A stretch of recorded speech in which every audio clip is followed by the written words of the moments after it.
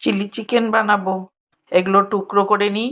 টুকরো করে নিয়েছি ডিম, পেঁয়াজ বাটা, আদা বাটা, রসুন বাটা, লঙ্কার গুঁড়ো, আর এখন দিচ্ছি কর্নফ্লাওয়ার, এই যে এইটা, একটু লেবুর রসও দিয়েছি। এবারে কিছুক্ষণ রেখে দেব। এখন এবারে এটাকে একটু ডিপ ফ্রাই করব হালকা করে।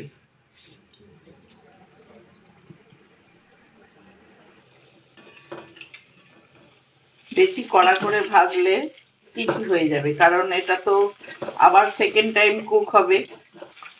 এবারে আমি তুলে নেব। এটা হাই ফ্লেমেই করতে হবে, কারণ ভেতর অবধি যদি ভাজা হয়ে যায় শক্ত হয়ে যাবে। ফুল ফ্লেমে ভাজলে ভেতরটা জুসি থাকবে। আচ্ছা, একটু তেল সরিয়ে নিয়েছি। এই কড়াতেই আমি বাদ বাকি প্রসেস করছি। এখানে আমি একটা বাটিতে টমেটোর সস নিয়ে নিয়েছি। এটা হট অ্যান্ড সুইট, একটু ঝাল লাগে যেটা। আর দেব একটু সয়া সস। এটা একসঙ্গে মিশিয়ে রাখলাম। তেলটা পুরোপুরি গরম হয়ে গেছে। এবারে দিয়ে দেব ডুমো ডুমো করে কাটা পেঁয়াজ, ক্যাপসিকাম দেব, এবারে টমেটো দিলাম, এবারে দিচ্ছি কাঁচা লঙ্কা আর রসুন একসঙ্গে করে কুচি করে নিয়েছিলাম, ওটা দিচ্ছি।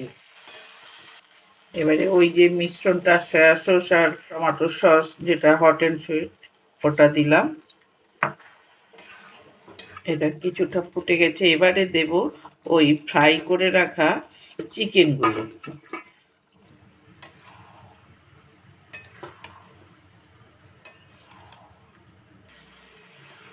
হয়ে গেছে। এবার তোমরা যদি ড্রাই করতে চাও এভাবেই জিনিসটা রান্নাটা বন্ধ করে দিতে পারো। তো আমার একটু গ্রেভি লাগবে, তাই আমি একটু কর্নফ্লাওয়ার গুলে নিয়েছি বাটিতে। ঠান্ডা জলেই গুলতে হয়, নাহলে কর্নফ্লাওয়ার গোলা যায় না। সেইটা দেবো, আমার একটু গ্রেভি লাগবে, তাই কর্নফ্লাওয়ার গোলা জলটা দিচ্ছি। দেখো, আমার এটা পুরোপুরি হয়ে গেছে চিলি চিকেন উইথ গ্রেভি।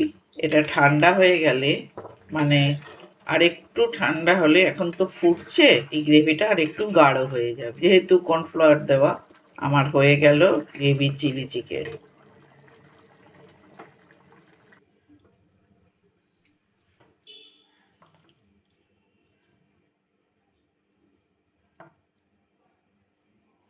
আমার এইভাবে তৈরি করে নিলাম চিলি চিকেন।